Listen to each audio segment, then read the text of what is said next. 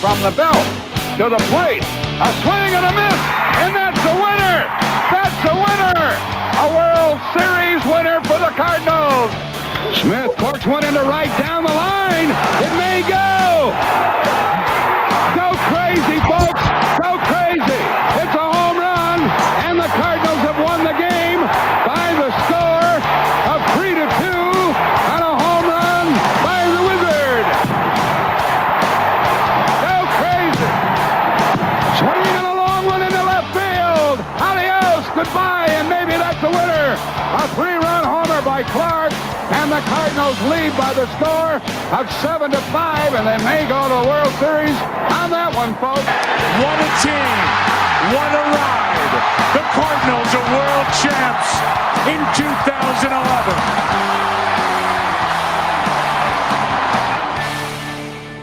2011. Welcome to That's a Winner podcast. I am Ryan Jenkins, and with me tonight, Kyle Peach, all the way in Illinois, and I'm in Indiana, and Josh is still in Scotland. So he will still not be with us anymore. We'll see him at some point. I don't know when he's coming back exactly, but Josh will join us at some point. And I thought he was the reason why the Cardinals started winning. And then in the last 11, 12 games, the Cardinals have won 3 games. So he may or may not be.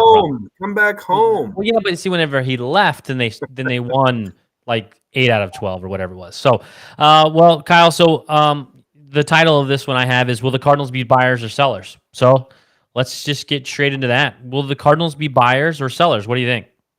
It's a trick question with a Cardinals team that is always tricky come deadline time. I think they're going to try to spin that they're buyers while also selling. I think it's kind of one of those complicated situations where they're going to look to make some moves.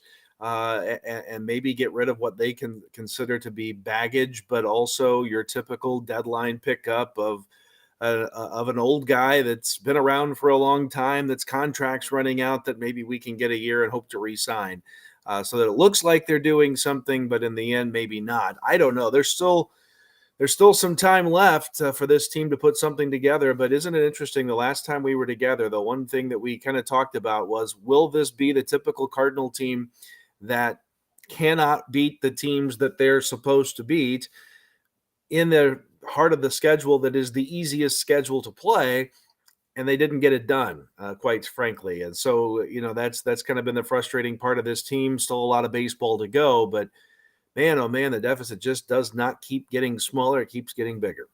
Well, yeah. So the last time we talked, the Cardinals were on a roll. They had won 8 out of 11 games.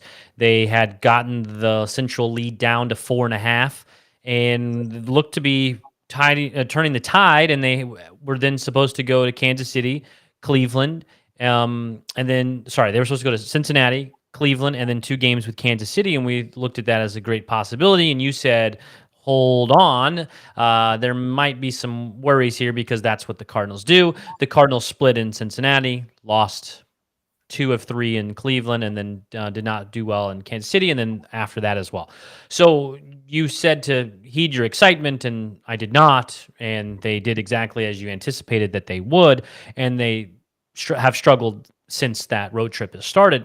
The Cardinals have only been at home for like 2 games in the last 3 weeks. I think this team could really be helpful to go home, which they will do starting tomorrow night against Cincinnati. And we go back to the original questions of buyers and sellers. I haven't quite thrown in the towel that I think that they will sell. Now, what is constituting of selling to you and me may be different than what other people sell. I think what they should do is they should trade Brendan Donovan and Tyler O'Neill or Carlson, a mixture of those players. And to me, that wouldn't be selling, because it depends on your return. If your return is a top-end starter, then is that a sell? No, I think that is just moving your assets to gain something that you need. Now, selling to me is if you're trading Ryan Helsley or Jordan Hicks or Jordan Montgomery or Jack Flaherty. To me, that would be an eye toward the selling side. I don't think that's going to happen. I think a qualifying offer, they're going to get a qualifying offer, probably on Jack Flaherty and on Jordan Montgomery. So I don't think that they will sell either of those guys. And so to me, I think that they're still in the buying mode. Now that a lot can change in the next month, whenever or so when the trade deadline's coming, unless it goes to 15 plus games, I don't think that they're going to sell. Yeah, I tend to think that you're right, and I like Seth's comment up here. I think we'll be holders. I think we'll get back into what we've been doing, and Mo will do what he always does and does nothing. And I think that's right on kind of my train of thought here, kind of a mixed bag of things, trying to look like we're active, trying to look like we're doing something. Heck, we might just talk like we're doing something and do absolutely nothing and just hold. I think that's certainly possible. I think what has finally maybe happened toward the front office, we'll see, is that maybe now, if never before, they surely know something needs to change, and will only time will tell that they actually follow through with that glaring need to the rest of us. Well, to Seth's comment and you alluding to that, if that happens, I think that's the worst case scenario. That is to me the more normal Cardinal thing to do is only get a small piece or a small little bit and be done with the move. Same thing they did in the offseason. I think that would be the worst move. I would rather be sellers than be holders, to be honest. I think that you have done nothing to improve your team this year or next year or the next year. So, like, what's different? Something definitely needs to change with this team, whether that's this season or next season, or the next season after that. So why hold? I think that would be the worst move possible for the Cardinals, is to do nothing. I mean, I think that just would be asinine, and I think fans would be more upset if you just did nothing and if you added a bullpen arm. I think that's not what is needed, or another outfielder that is a fourth or fifth guy. Like, I don't think that makes a lot of sense. And I don't know that Seth or I are endorsing that plan. I think that seems like what we would do in more times than not. That's the Cardinal trade deadline philosophy. You ready for the speech? Because I've got it pretty much down pat. We see the need to upgrade some pitching. We see the need to upgrade in the outfield. We've got some pieces we can move around, but we're not going to go we're not going to go and do something crazy, and we're not going to go and we're not going to spend a lot of money. We're not going to go and fire sale this team because we think we've got some good pieces here. That's what it's going to sound like, because that's what it usually sounds like. And I get that, but it can't happen this time around. This is abnormal. This is not the normal of Cardinals of the last 5 years that have really underperformed and snuck into an NLCS in 2019. This is a historically bad team for the Cardinals, historically. So if you go about it the same way you have in the past, nothing's going to change. So I think the status quo and saying that we've tried will go over like a lead balloon, even worse than I think that if they would sell. I would rather them start trading off big pieces to then have guys ready for next year with some of those pieces. And when I mean big pieces, like, you're trading some relievers or closers or other starting pitchers that are on expiring contracts to be able to get a actual starter. I think you're more likely to see a middle of the road type moves where they are kind of like the Brewers did last year, where they sold off their closer but still acquired a couple players that were decent. I think you're more likely to see that than a hold. I think, as much as everyone already is eating Mo alive and would like to say mean things to him on Twitter and Facebook and all those things, it would be even worse if they stood pat and just said, we tried and didn't achieve anything. And that's why I think you're going to see something. I don't think you're going to see something so profound and earth-shattering that Cardinal fans are going to go, whoa, they finally woke up and are going to make a move. I still hear the speech. Almost like what you said. And it's not that I agree with this philosophy. Understand, I'm 100% on board with you that something's got to change. This is proof that we need to act. But I'm still pessimistic to the fact that you're going to hear something like, it is an anomaly. It isn't something that we're used to. It's not the team that we are, but it isn't the team that we think we have, right? I think somehow, some way, they're still going to be tied into this false sense of security that what they have and what they really think they have isn't what is showing up on the field, and it's just a fluke, and it will be something that will pass and will get better. Now, I think they will make some moves to try to satisfy some things, but I will tell you, and maybe this is what everybody needs to do. I've not watched an entire Cardinal game, I don't think, all season. I can't stomach it. I watch I read recap articles. I'll watch highlights. The game app goes off on my phone every time something happens. I don't think my heart can take watching this team this year. It's been dreadful. And will they act? I guess only time will tell. Well, it has been dreadful, but we're also, and people hate when I say it, we are spoiled beyond spoiled as Cardinals fans, and we have been for, this is the worst team that we've ever had in theory of where we are currently. But I still don't think this team is as bad as some of even the 90s teams that were around. So I think that they are still woefully underperforming because if you look at it, the starting pitchers in the last 10 games have a sub 3 ERA. That's what you want to see. I think it's even like 2.5-ish for a combined ERA for the starting pitching. Jordan Hicks, who I thought was done and his career was over with the Cardinals, has done nothing but then now have 10 straight appearances and 0 earned runs. Like, he has come back and been phenomenal. Last night, again, he looked great. The offense is where it has lacked and where it has disappeared. Wilson Contreras, as we've all been on his side, has done nothing really this year. Nolan Arenado has had flashes, but has been not very good.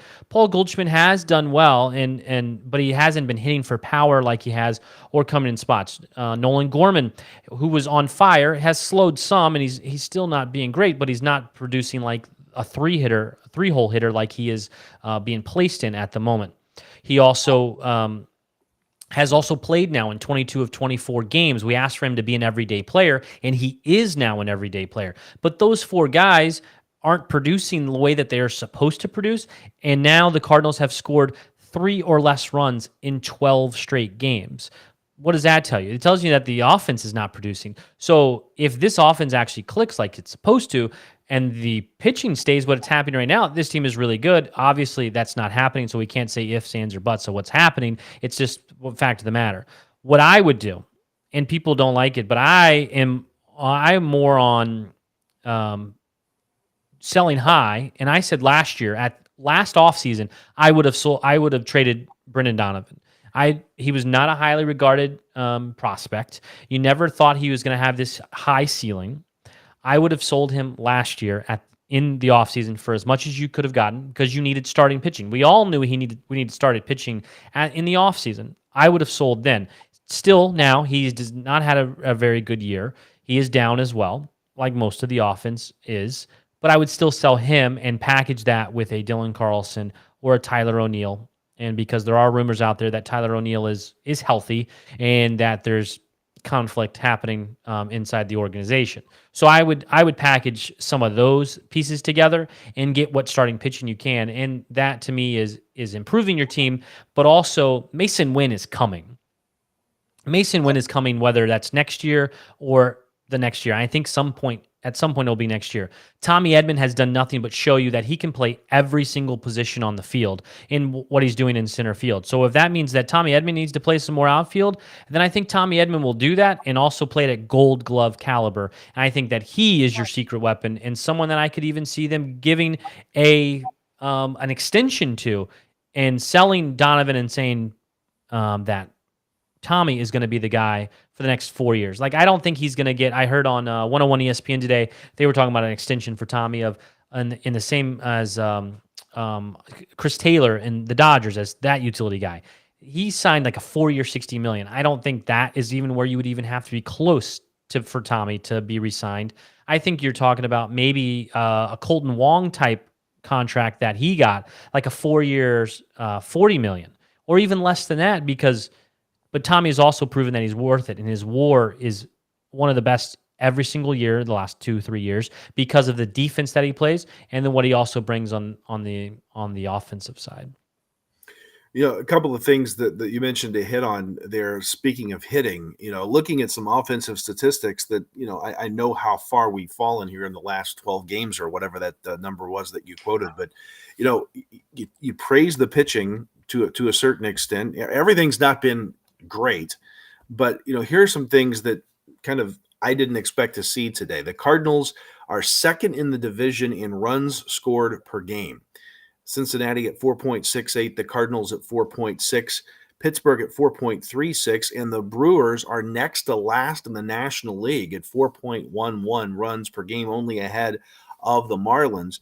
The Cardinals, in terms of home runs, best in the league, best in the division, third in the league at 85. They're getting home runs. They're fourth in the league, first in the division in RBI. They are not walking as much, but still ahead of the league average and still middle of the pack in terms of where we are in the division. We're not striking out a whole lot. The Pirates are the only team in the division that have struck out fewer times than the Cardinals have, but we've stranded a lot of runners. We've stranded 437 runners on the season. That's third most in the division behind the Cubs and the Reds, and the Giants, the only other team ahead of us there. So, it's really perplexing to see some of the numbers that we're seeing on the offensive side of things, where the Cardinals seem to be doing okay in most of those key categories, but yet not getting the runs that we seem to need to get to win the ball game. And that's kind of been frustrating. And obviously we've talked a lot about our record in one-run ball games, not been good. And so finding that offensive answer, I don't know where in the statistics you find the things that you can pinpoint to say this is where we're not doing so well at right now. I do have to wonder, as you brought up, some of the clubhouse drama. We've seen Oli Marmol and Tyler O'Neill, obviously with the hustling exchange earlier in the season. That seems to not be going away.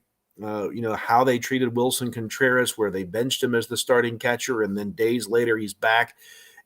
Does the manager have the clubhouse? Is this really coming down to a question of do we want to win for the guy who's trying to motivate us to win? Is that the problem? Because some of those statistics that we're seeing don't really add up to where we're supposed to be in the division at this point. Yeah, and I understand that part too, and we're going to talk a little bit more about this as we have a Q&A with John Mozeliak on Saturday as podcasters and bloggers. So I want to talk about that part and some questions that I want to ask him and hear what you guys want to ask him. But is the manager and the coaching staff is what's failing? Like, are the players just not coming through, or is it a collection of bad players? Like, not bad players, just a collection of a misfit group that aren't gelling well together, because winning cures everything. When they were winning, everyone was happy and no one even talked about how bad Oli Marmol was doing. There are questions that you could have for Oli of things that he had done, pulling pitchers too soon, making weird movements and playing guys in different positions. But I don't know that the things that he has done has been just terrible either. Like, I don't know like what he could have done except motivationally.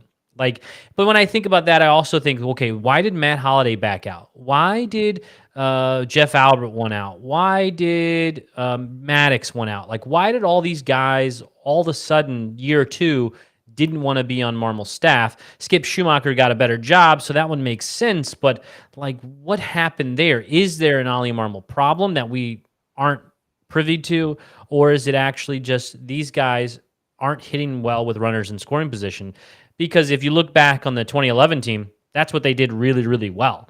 And that's why they won a World Series, is because they hit in the clutch. There's not a lot of clutch hitters on this team.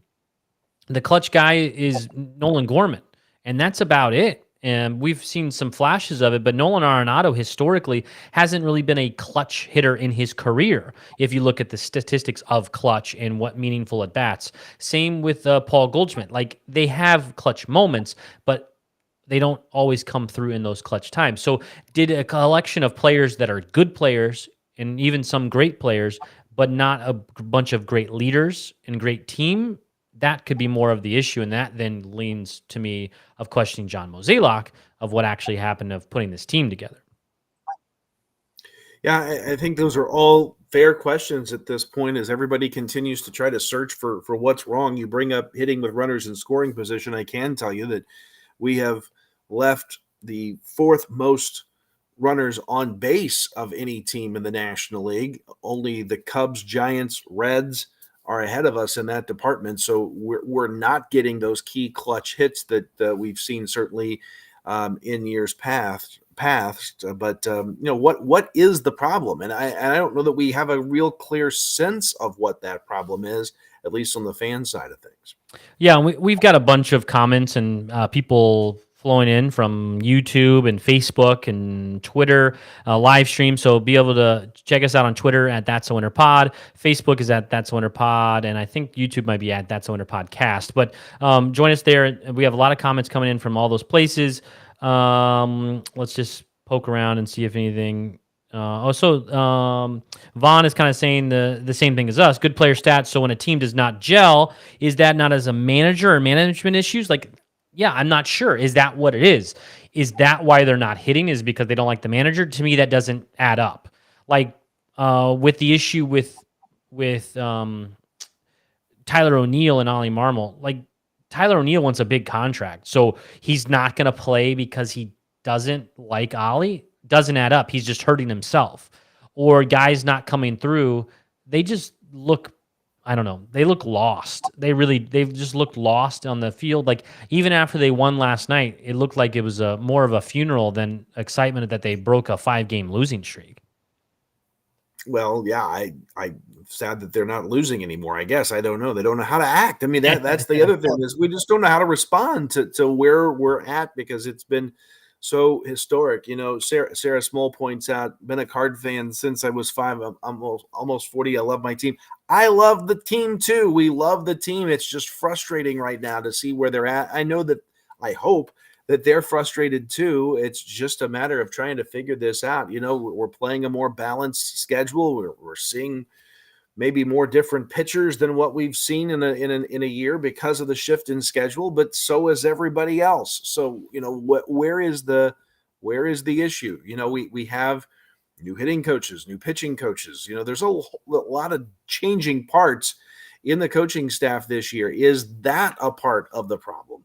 I think it's just really hard for us to try to pinpoint where the problem lies. You try to look at statistics and figure out, where things stack up, and it's really kind of hard to pinpoint just one thing. It just hasn't clicked, and maybe Ryan's right when he says that, maybe it's just a collection of guys that can't seem to gel properly. And, is that a managerial issue? If you can't get a team to gel and do things collectively at the right time when you need them to happen, is that a managerial issue? I think that's a good point. And speaking of managerial issues, a lot on social media here in the last couple of days I've seen referencing back to Mike Schultz's departure and the comments that he made about being brokenhearted and really down and upset that he had been let go, thinking he was flying into a contract extension meeting to be told he was being let go from the managerial spot. He had a lot to say about that at the time, and now with the San Diego Padre organization. So, it's interesting to see where things have fallen over these last few years with the Cardinals, and now seeing us bottom out at this point, it's really, really frustrating. Yeah, and I think that something has to change, and that leads me to the question that I put on Twitter and Facebook just now. Would you trade, and I'll take the comments on here as well on our text thread and on our comments through Facebook, YouTube, and Twitter, would you trade Brendan Donovan and Dylan Carlson for Shane Bieber? Like if that was the trade that was put there, would you say, yes, I approve of that trade? You want me to answer? Yes. Yes. Sign me up. Deal. Hit the deal button. Let's go. Surplus outfielders, people coming up the pipeline. Make that deal all day. Okay, so what is like the puke point of like, no, I won't go that far? Like, is it if I swap out Donovan and I make it Edman and Carlson, you're still good with that? No No deal. deal. So it's an Edman and Donovan over those. I'm in the same boat. I would much rather see Donovan go over Edman to be able to make room because Edman, they're both very versatile, but I think Edman is a more proven player over time. But also, okay, then if you look at it a different way, Donovan and Tyler O'Neill for Bieber. For anybody, yes. I mean, and Tyler O'Neill at this point, unfortunately, is damaged goods that I don't think we can recover from. So, I think he's easy trade bait. I think he's somebody that will go by the deadline. I think he's somebody that will go for pocket lint at this point because they just need to move on from that situation earlier in the season. That's frustrating because I think Tyler O'Neill had potential to obviously be a really good player for this organization, but it's just now damaged goods. That's not going to happen. So yeah, I would go with that move. So, because pretty much wherever I've said Shane Bieber just because to put him out there because he's a high end starter that might or might not. People think that he's going to get shipped according to rival GMs, right? But also you got to look at Lucas Giolito and some other guys. White Sox has at least another guy that has been talked about. But I think the biggest thing is that these teams are going to want major league talent in return or your high-end prospects. The St. Louis Cardinals should not give up Jordan Walker, Nolan Gorman, Matthew Liberatore, Mason Wynn, and that might be the list. Those are like the guys that they shouldn't give up, but they also don't have in a bunch of guys coming up that are then high-end prospects. Tink Hence, Graceffo, McGreevy. Those are some of the other names that you wouldn't want to give up. But I don't know, what is your puke point on the up-and-coming players that you would give up for a trade for a high-end starter? I think you bring up an interesting point. How far into the depth chart are the Cardinals wanting to go, and how far into the youth movement do they want to go? And I think that's tougher for the Cardinals, but also it's what we see people ask for. They want to take chances on young players that they can develop and have around for a very long time to get you a veteran pitcher, a proven pitcher, a proven winner. You got to be willing to dive deep. But I like the list that you started with as far as how far down are we willing to go. I like your list. I think you have a list of untouchables. I think Jordan Walker leads that list. I think Gorman is certainly there. Liberatore, as you mentioned, those top three for me at least are the untouchables that you're not willing to part with when you might be willing to part with the two guys that are currently rostered starters that we have seen play a lot, at least on the field, because they've had those opportunities. Are we ready to part with Paul DeJong? Can we send Paul DeJong and Tyler O'Neill anywhere together? Maybe Chicago. I don't know. Let's they'll bat 500 there at this point, but I'm ready to move on from that as well. Well, I was hoping, if you say mean things about Paul DeJong, like saying his stats, then people will get really upset and defend him, like I did on Twitter, and people got really upset. But I hope that he kind of played into a position where he played himself into a new ball club. Not again because I dislike Paul DeJong, because Mason Wynn is coming. Paul DeJong has time left on this roster. Brendan Donovan, Nolan Gorman, and Tommy Edman are up the middle. Those four guys are fighting for two positions and maybe a third if you talking about the DH, but there's not room for that to come. And I think Paul DeJong is probably the odd man out, and probably Brendan Donovan. And if they're serious about trying to win, we have a lot of comments coming in from all over. But Twitter talks about. When I asked about that trade of Donnie and Carlson, Zachary Hayes says, no, they can have Yepez and Burleson, though. Well, yes, they, to me, are perfectly fine with in that offer as well. We can put all these out there that we want, but we don't know what Cleveland would accept or any other team for their startings. Tyler says, in no way am I trading anything significant for Bieber. Everything about him screams decline. This is all on Twitter as well. So yes, people have discussed that his velocity is down, but he's still getting guys out. So I think that he's learning how to pitch without as much velocity as before. But it is a fair assessment from Tyler. Also, Jason Lewis, Cards will never be sellers. Mo would basically be saying he was wrong and he would never do that. So there's a lot of people chiming in on the trade topics that I just put out there. But, you know, people have this thing about John Mozeliak that they think that he is, I don't know, that he thinks that he can do no wrong. I think John Mozeliak is an actually really intelligent guy and thinks a lot more into the future than the average fan. A fan will look in the short-sighted parts of it, but the St. Louis Cardinals and John Mozeliak has been told how to build this club is with young, cost-controlled guys and then a handful of veterans with expensive contracts.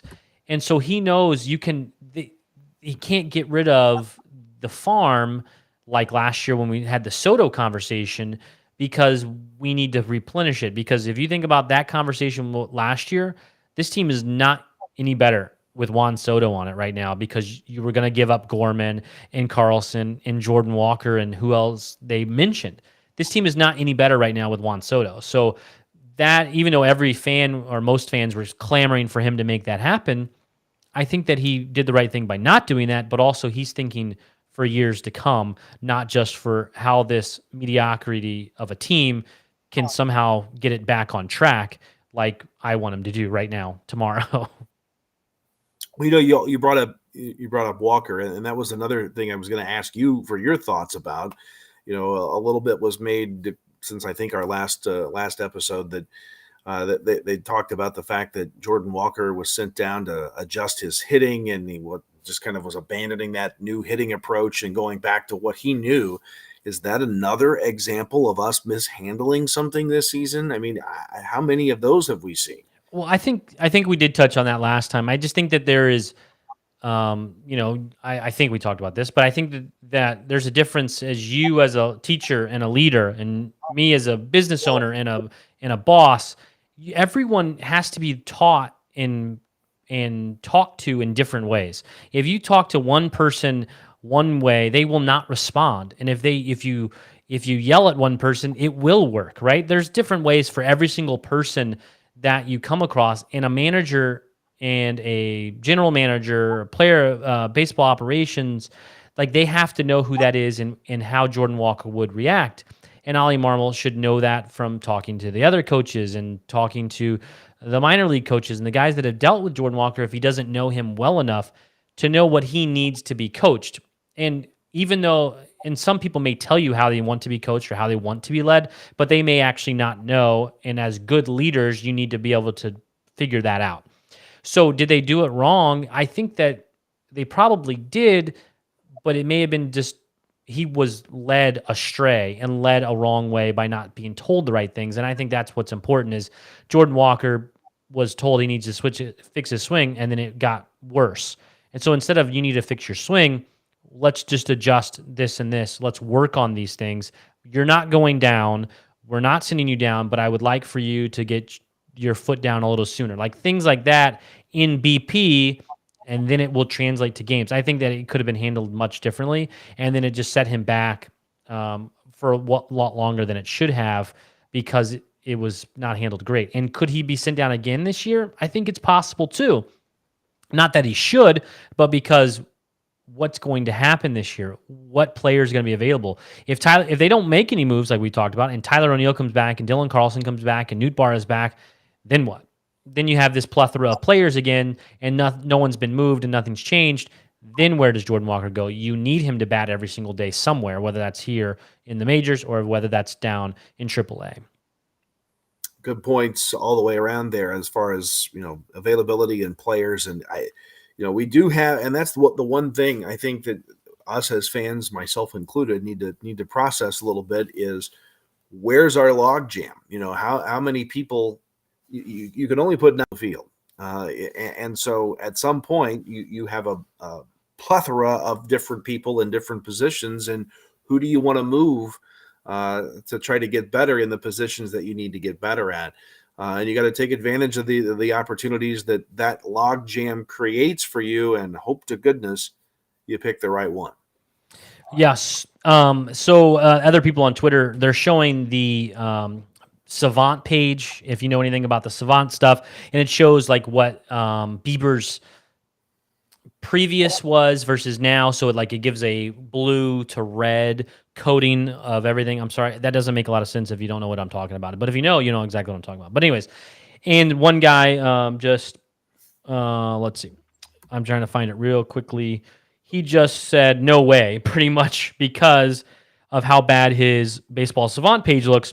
In his exit velocity, his extra base hit, his K percentage, his chase rates, his curve spin, his hard hit rate, his slugging, his base on balls, his fastball velocity, his extension, all these different Savant numbers are all in the blue. That he has declined from what he has done previously in his career to what he's doing this year. And I understand that, and I get that as maybe not a good fit. And Shane Bieber doesn't have to be the guy, but it would be showing that the team is trying to do something. But just because a guy's Baseball Savant shows him trending the wrong way in certain categories, but he is still being successful, what is the difference? Like, I don't care if if every category is bright blue or dark blue, whatever the worst is, but he's still being successful and getting guys out and pitching 6-7 innings and allowing 3 or less runs.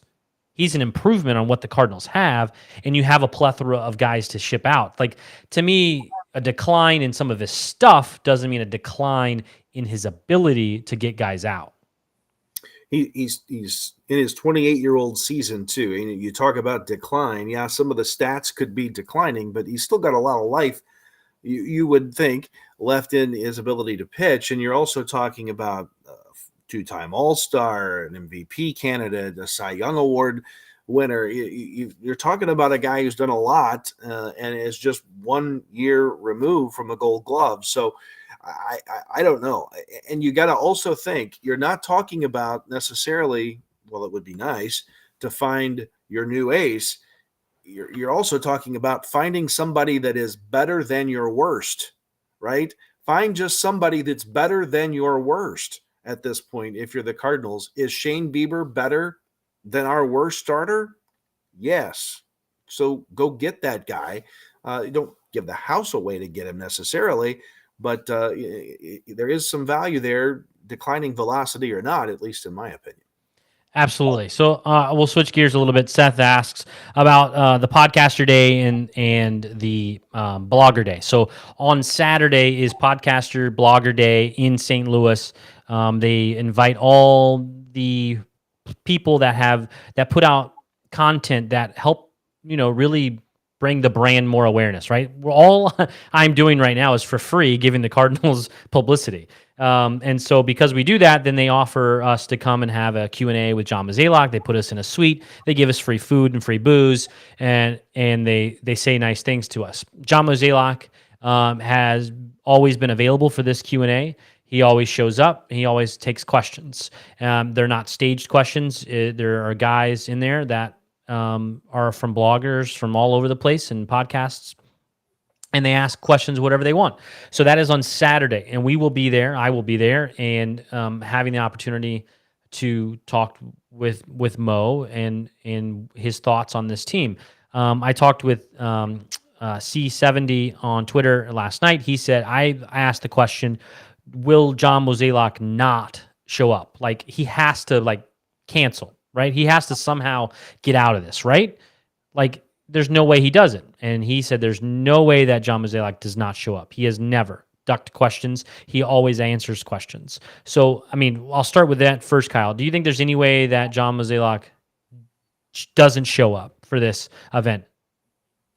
I don't think so. I think it's business as usual. He doesn't want to give. I think the headline of Podcaster Day would be John Mozeliak declines to show up, if that's what happens. That's the headline.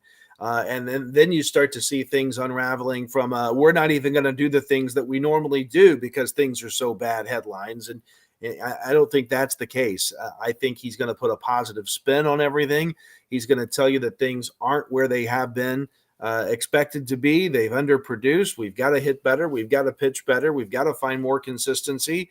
You're going to hear the things from John Mozeliak you've heard John Mozeliak say for a long time, even before things were as bad as they are. You're going to continue to hear some of those things. He does a really good job sometimes. He doesn't dodge questions, but if you talk long enough, people forget what they asked, right? And so pay attention to, does he stay on task? Does he stay on topic with the answers to the questions that he gets? I think that, an old school journalist here knows that, there are two types of interviews you never want to have as a journalist. One with a little kid who gives you 2-word answers that you can't get anything out of, and 2, a politician that just talks and talks forever and never says anything. I think that may be more of the John Mozeliak style with a podcaster day on Saturday, but I'm interested to know what you're going to be asking, as I always am when I'm with you at events where you get the chance to ask questions. What's on your mind before we find out what's on theirs? Well, Seth asked that. Seth, who's in this group, asked last night. Don't let up. And I said, well, did you see my question at winter warm up to the DeWitts or no? So I think my question, and I don't want to make anyone upset. You want to be invited back next year. Yes, but I love the media in St. Louis. I love friends of the show, Katie Wu and John Denton, and I'm missing some, but all these people that write, and they've been on our show, and I appreciate that, but they have to deal with John Mozeliak and the rest of the guys all the time, every day. And so they're not going to ask certain things because they know it's not going to be pleasant to deal with them for one. So I'll go back to what you originally said. Will John Mozeliak show up? Absolutely, yes. Well, he can say there was an emergency and not be there, and no one's going to press him and say, what happened? What was the emergency, right? There's a way around that. He sends it off to Gersh, and Gersh shows up to have that interview instead, that Q&A, and he's able to say there was a family emergency that he had to get to. Like, the journalists there aren't going to be like, what happened? Mo, why'd you skip out? Like, that's not going to happen, right? Because no one's going to press that issue. So I think there are ways out of it if he chose not to do that. But also Kyle Reese, also been on the show. He's said last night on Twitter, well, like, no offense, but he's taking questions from Alexa Dat, and putting them on Bally's, and he's answering questions right now from journalists all the time. He's not going to skip out on a bunch of bloggers and podcasters who may or may not have training like you or I, but that have done this before. But I think that he will.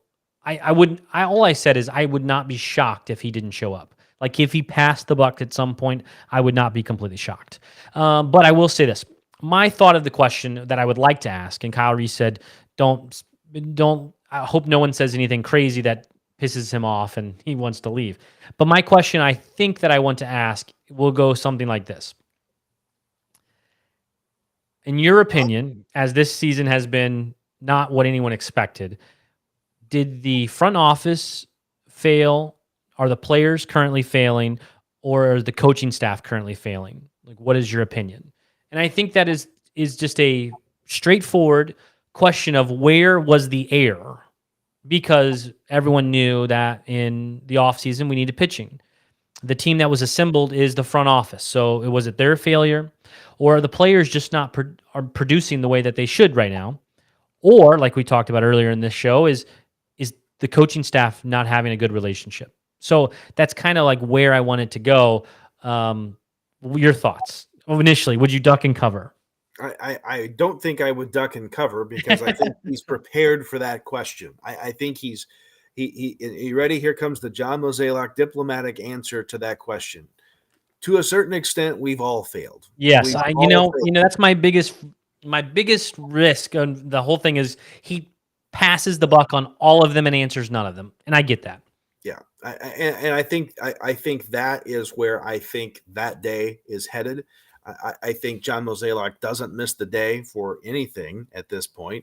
I think he shows up but says nothing more than you would expect him to say. If you come out of there on Saturday with a bombshell statement from John Mozeliak, I will be shocked. Well, look, I will say this. Last year, I was surprised by how candid he was. Last year, he was so open and candid. If he was done after last year, I would have believed you, and I could have pointed back to that day of understanding. Like, he was so open, he didn't care about repercussions. You know what I mean? If that makes sense. He answered every question last year, but obviously last year was a good season. But he didn't shy away from anything, and he was open and honest with all of his answers. Because that was at the time that Juan Soto was being talked about, was the same time. Podcasters Day was later in the season last year. So people asked about, would you trade big name guys for Juan Soto? Like, directly asked about that. And he said, we would trade for anybody if we see that if it's worth it. I mean, like, that was pretty much like, he didn't give a hard no. It was like, we will trade for somebody if we think that there's value to it. And I don't think that he will, I don't know, pass the buck. I just don't think that he will. I would not be shocked if John Mozeliak did give a soundbite that was worthy. It has to be the proper question. And maybe I don't have it yet. Maybe I haven't thought of it, but I think in the proper question, someone will be able to get something out of him that we want to hear. Is there a day and a time in the future when the status quo continues that we say enough's enough? When is that day? And if that day comes, what happens? That's my question. Can I put that on recording and then just play it? Yeah, there you go. There. Or you could have been there as well. I like that. Is there a day in mind where that we're done with this status quo, that nothing's getting better? We keep thinking it's going to turn around. At what point that it doesn't turn around do we say it's not turning around until we do something? When is that point? Is that the trade deadline? Is that the All-Star break? Is that October when we're not playing? Is it next spring? When is that time where status quo doesn't work anymore? And when specifically is that date? And if that day comes, what happens? Because we're not getting better. That's the question I would like to ask. And we have a lot of comments coming in of those. Sorry, I'm pulling up the Twitter. Ask Mo if he could I think there's a typo here. Could have done anything different this last offseason, what would it have been? And I think those are more of the leading questions you're going to get that are nice. That's not a nice question, but that's not a mean question. That is we have come to a point in this season that is it's unprecedented. What could you have done differently, you think, looking back, hindsight 2020, what could you have done differently in the offseason? And I think the obvious answer is, well, we could have signed pitching. And I asked this question, my question that I thought of, I don't ask that question because I think that John Mozeliak should have done more in the offseason either. That is just a leading question to find out what he thinks is the biggest failure. Is it the coaching staff, or is it the players underperforming? Because if you look back of who was available to buy as pitchers, they're all injured or underperforming.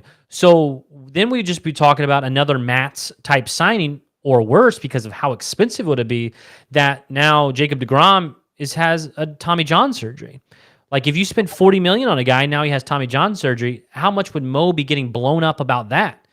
So I don't think there's big difference that John Mozeliak could have done much different last offseason because of who was available and the cost to get them. Well, and I think that's a fair point. I was hardcore on board early with Contreras signing, right? And I'm still, I think, on board with a Contreras signing. He's underperforming from an offensive standpoint. He obviously, in somebody's mind, was underperforming to a standpoint that he was benched as the starting catcher for a period of time. So as fans, it's really easy to sit here and say, oh, we shouldn't have signed him because look at how bad he's been. And we should have traded him because, remember what your argument was, pro or against. And if you weren't me and you said, don't sign Contreras, now you've got the argument. Now you can complain. I can't complain about Contreras underperforming because hey, we went and got our catcher. We got the guy we needed to be behind the plate.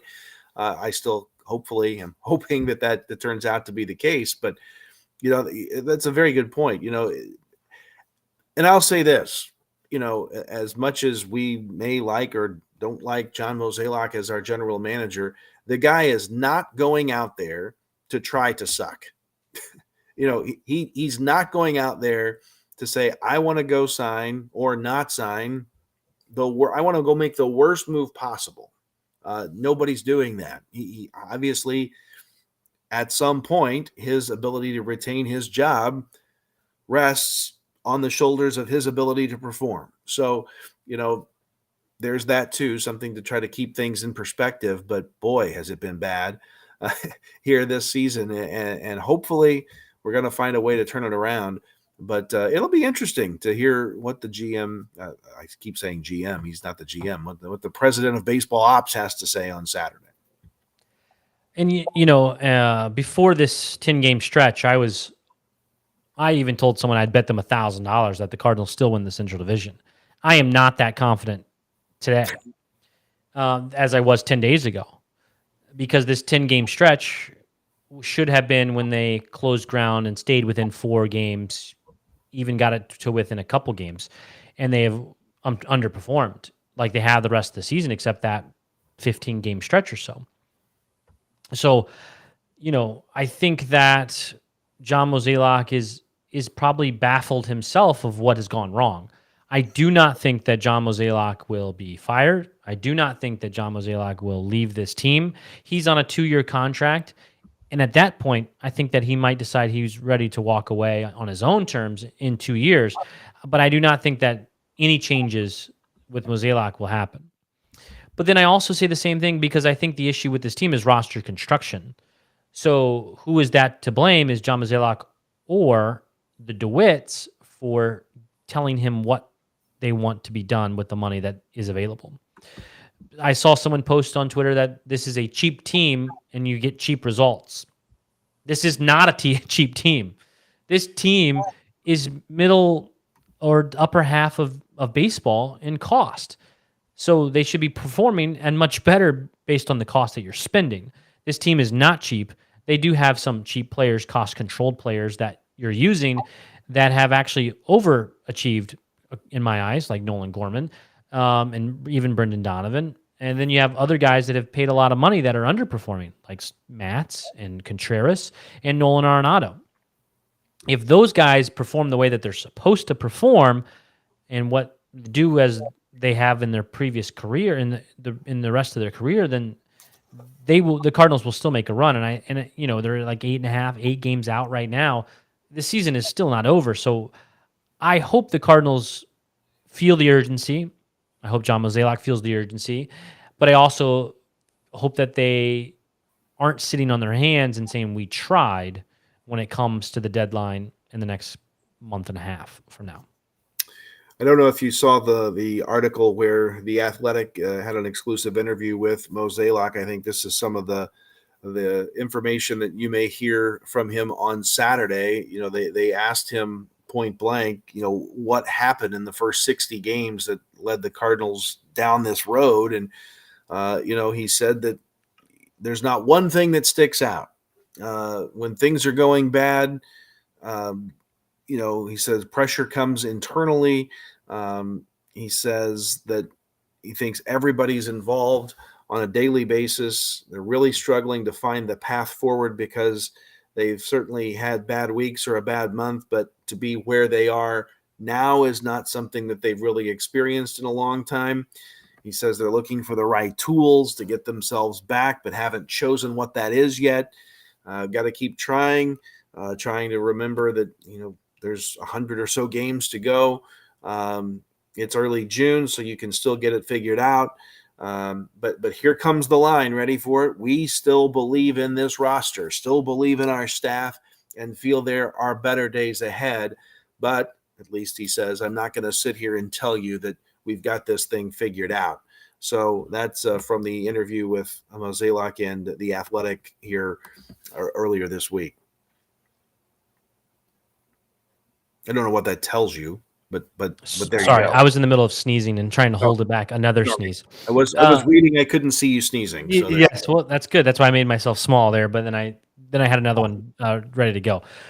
So I'm looking at the schedule. The Brewers lost today. The Cubs are losing currently. Going through it. Scrolling. We can't lose. Yeah, so we gained a half game. So the Cardinals are 8 games back currently, and they are 7 games back in the wild card. 3 in 7 in their last 10.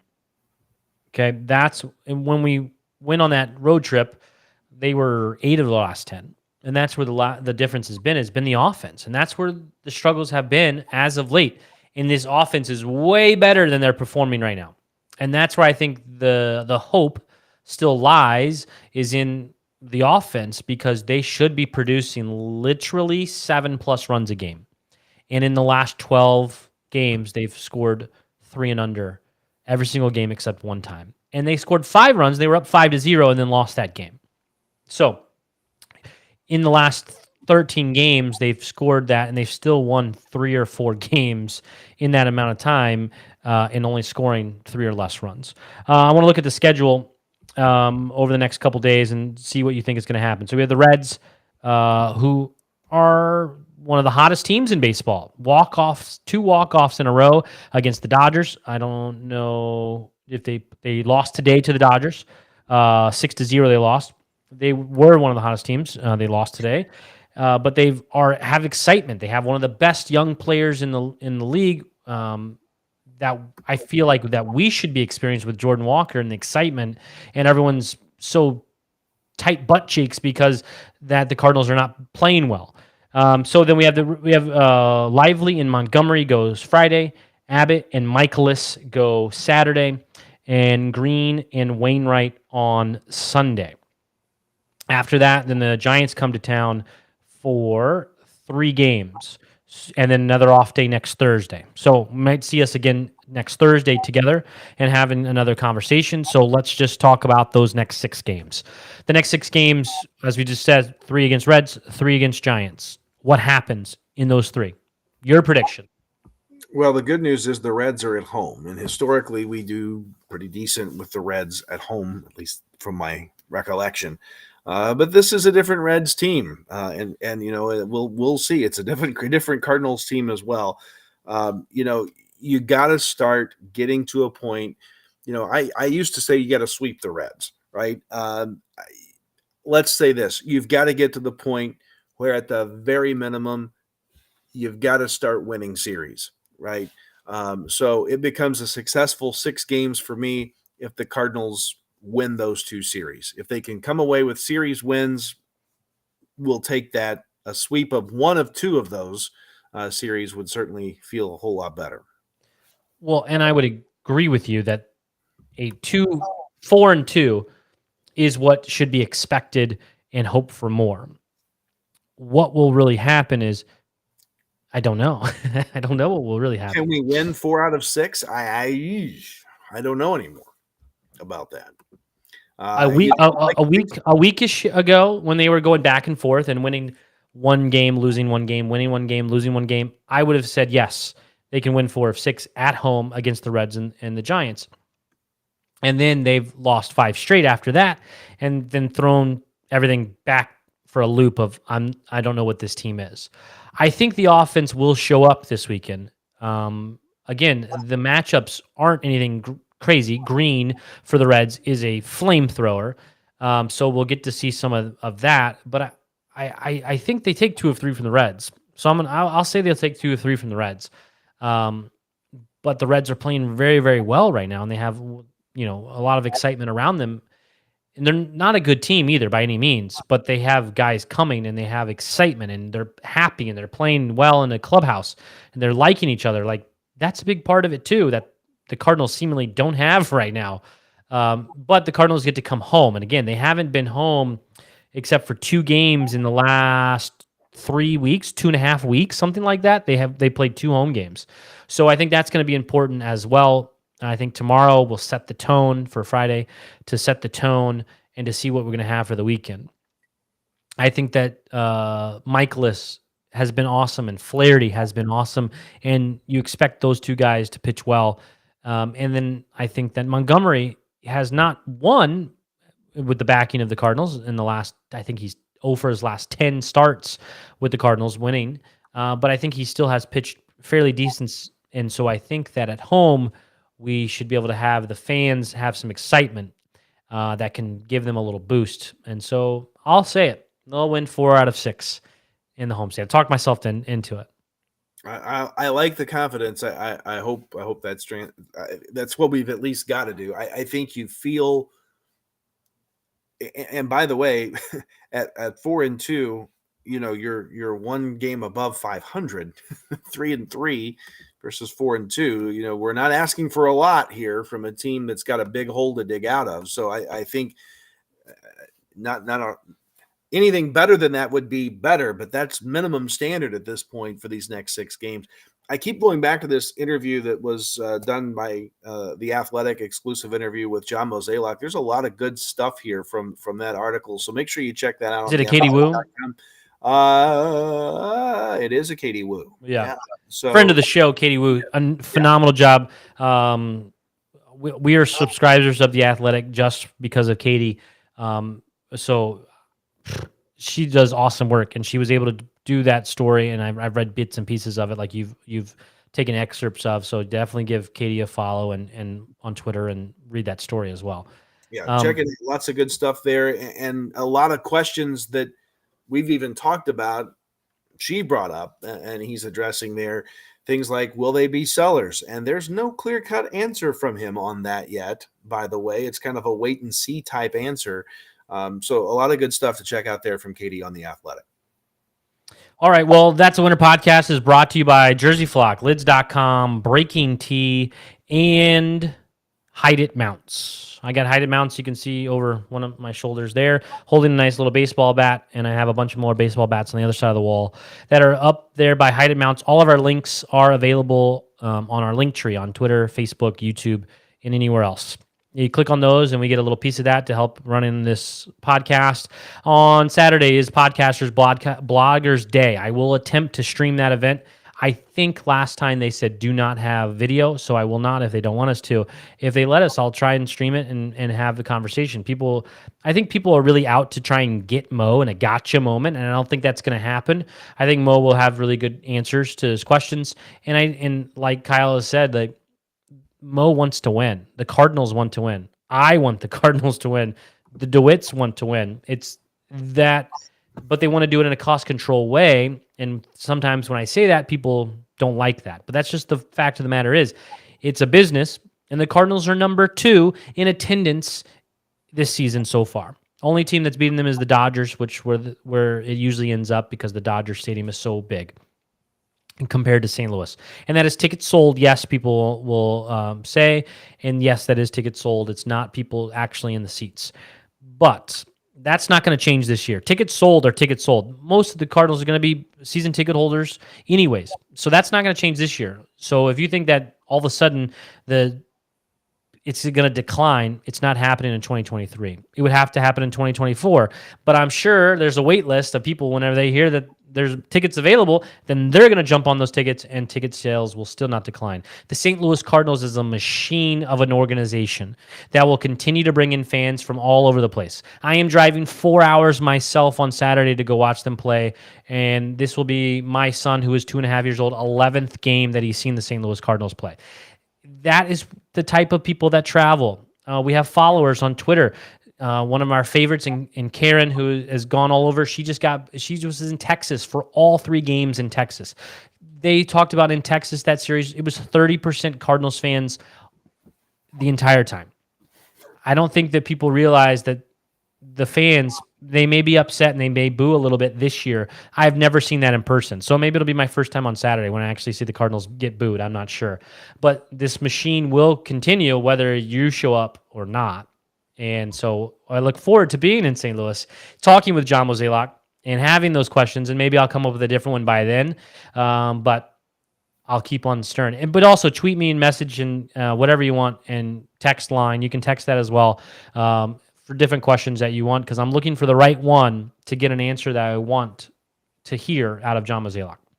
I got to tell you, Ryan's son Marshall, I've been to a few games with him as well. His first word he ever spoke, right, was baseball. Second word, Dad was first, but then second word. I don't believe you. It's and then mommy wasn't until like fourth or fifth word, right? And mommy didn't come till after Nolan Gorman. Noman Goman, but yes. Yes. You go to a baseball game with Marshall, all you will hear about is Nolan Gorman, and it's on repeat. When we went to Cincinnati, he got Ryan Helsley's autograph and he got Matthew Liberatore, and we talked to Matthew, and I actually asked him, that was before we knew he was going to start or not, and I asked Matthew, and I said, when are you going to pitch again?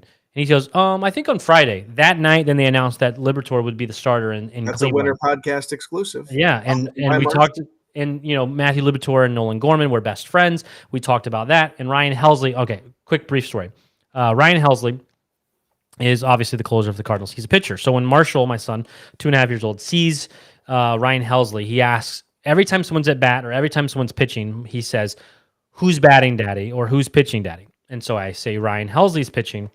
And he goes, okay, so who's catching? Mommy, because my name is Ryan. Ryan Helsley is pitching. So he thinks that mommy is the catcher because Daddy is obviously throwing. So there you go. That's what I got. So who's the autograph target? Who is Marshall's autograph target this weekend? We won't attempt autograph. We don't really attempt autographs in at St. Louis, to be honest. Like, we don't go after them. Because it's just so difficult. It's so easy in Cincinnati. There's no fans there. We've got $31 tickets, and we were in the third row, I do believe, right by the Cardinals dugout for $30. So that's usually where we attempt to get autographs.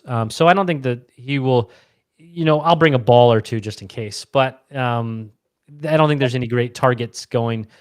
Maybe I'll get a John Mozeliak ball autograph. I was going to ask, is it worth a baseball for that autograph for you? Hey, I was going to say, I have a case of balls out there that is in the rest of the basement. I have one by Bill DeWitt. So, maybe people would love John Mozeliak autograph ball. I could give one away, I'm sure, right? People would love that.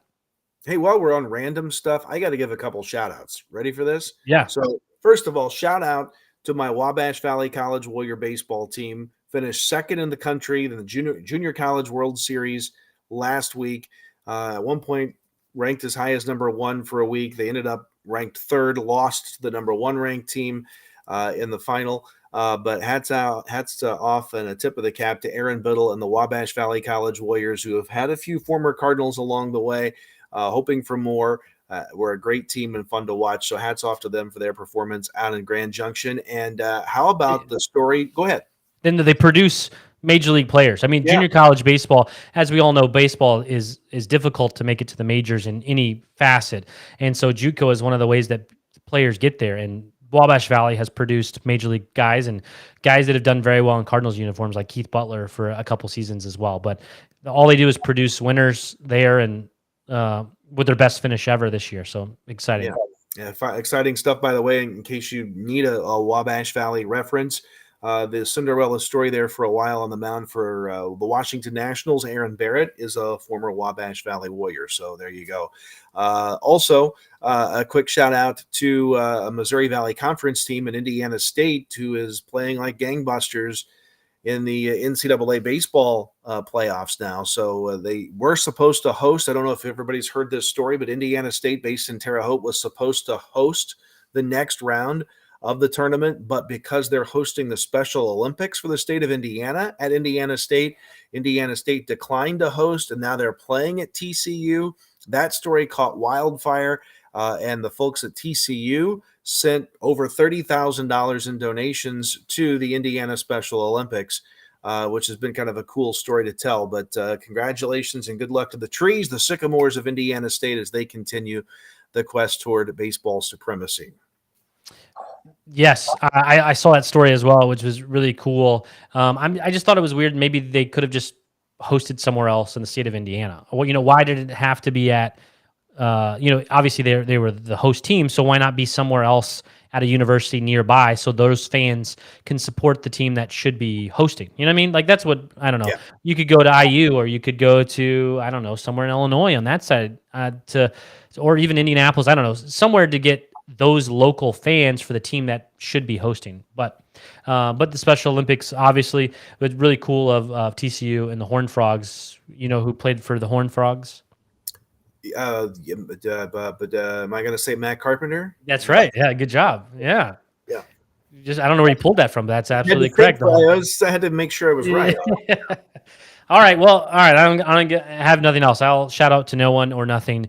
The Cardinals and John Mozeliak is what I'm excited for this weekend.